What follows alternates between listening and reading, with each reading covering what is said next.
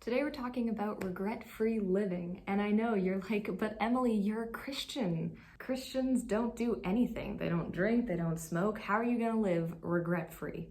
Really? Well, let me tell you. But before I do, if you're new here, hi, I'm Emily, and I create Christ-centered conversations about topics missing from mainstream messages. So if that's your cup of tea, make sure to subscribe. And if you want to follow along with my life, what I do, stuff like that, a little more casual, more laid back, follow me on Instagram. That'll be linked down below. Without further ado, let us get into it. Regret-free living as a Christian.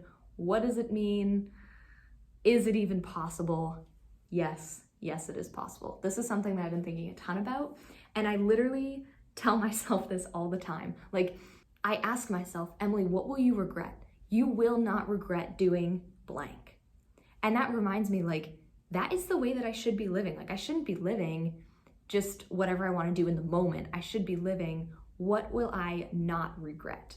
And here's what you will never regret. You will never regret being holy.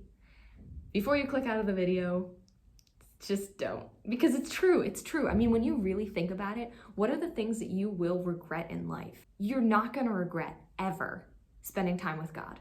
And this is what I do. This is how I remind myself. This is how I encourage myself to sit down and pray and read my Bible, is I say, Emily, never will you regret spending time with God. If you have the option of going out with your friends or sitting down and spending time with God, in the moment, your heart's gonna go here, but really you will not regret this time, ever. It doesn't matter, you won't regret it. It literally never happens. You will not regret that. So just do it. Another example is you will never regret being holy in your purity. So if you are in a relationship, you will never regret sticking to your boundaries. If you've said, hey, we're not gonna make out in the car, and you're in the car after a date and it's getting to that point and you go, I think we should leave. And you guys get up, get out of the car and walk your separate ways. You will not regret that. Literally ever. And it's not just what are you gonna regret, like YOLO, make sure you live the best of your life. Because the thing is, that doesn't relate only to Christians, right? I mean, you don't have to be a Christian to know the concept of what will you regret when you get to 80 years old? What will you have hoped that you did or didn't do? But with Christianity, take it one step further. It's not what will you regret when you're 80.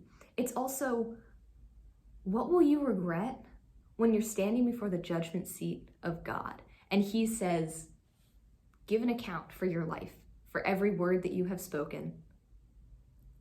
And you have to say, why did I do that? Why didn't I wait until marriage? Why didn't I not go to that party? Why didn't I share the gospel with that person who I know I should have? Why didn't I spend time with my family or my grandparents instead of watching TV alone in my room?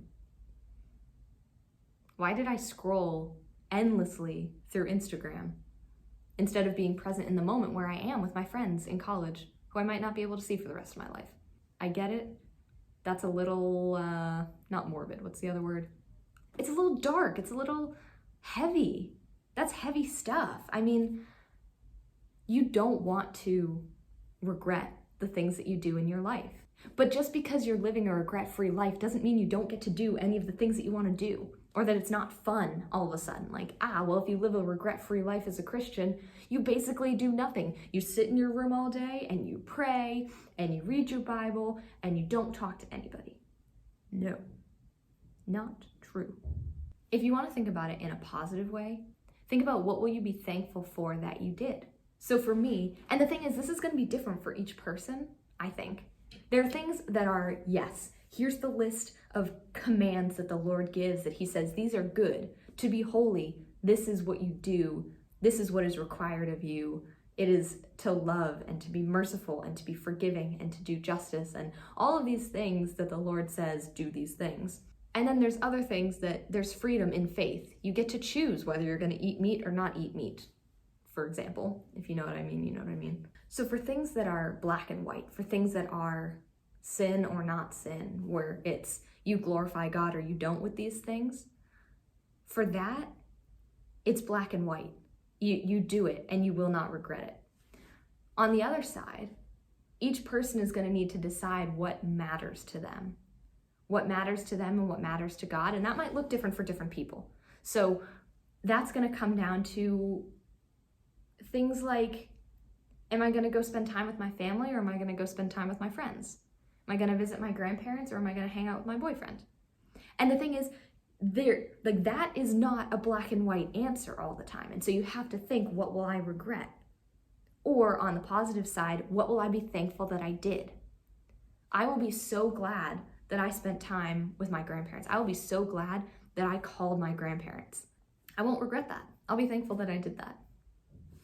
Here's an example from my own life, because this was something that I actually thought about a lot during my freshman year in college. Because if you know me at all, you know that I go to bed at 9 o'clock every night, which is ridiculous, I know, but I do it.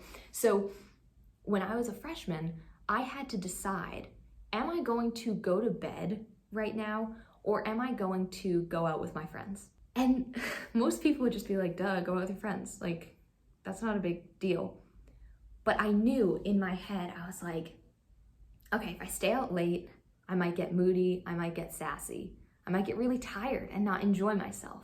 And what that does even more, if I come back at 12, I just lost 3 hours of sleep. And I'm gonna wake up the next morning and I'm gonna feel tired, I'm gonna be emotional, I'm gonna cry, it'll be a mess. But when I think about looking back now, I had to make the decision. I was like, I will regret going to bed early when I had the option of spending time with people who I won't be able to spend time with for the rest of my life, that I may not see all the time. I mean, I'm in college right now. I can just walk over to all my friends' place. That's not always going to be true. And so I had to think, sleep and one day of misery, if I can even call it that, because I'm just being dramatic, or am I just going to spend time with my friends who are really important and who God has put in my life, and I can enjoy them, and they're a gift? That's what I'm talking about when I talk about regret-free living, because that's the kind of thing that it's like, there's not a right or wrong answer there. I could go either way. But what I'm thankful that I did my freshman year is I just spent time with people. And it was okay if I stayed up a little later that night. Ooh. And yes, it really sucked the next day. But when I look back on that, I'm like, worth it. So this is my encouragement to you. Maybe this is a phrase that you can start working into your daily thought patterns, if it's helpful. Thinking about, what will I be thankful that I did, and what will I not regret doing? And that is kind of a principle that I use a lot now to guide, am I going to be holy or not holy? If I have the choice to get up in the morning and read my Bible or not read my Bible, I will regret not reading my Bible. I have never regretted reading my Bible in the morning. When I have the choice to cross boundaries with my boyfriend or not cross boundaries, every time we've crossed boundaries, we regret it. But every time we've said, no, I think we're done, let's stick to what we said, we've never regretted that, literally ever. You will never regret being holy, ever. Especially when you stand before the judgment seat in heaven and God says, give an account for your life. For every empty word that you've spoken, give an account. You want to be able to say, I am so glad that I did this. I am so glad that I chose holiness.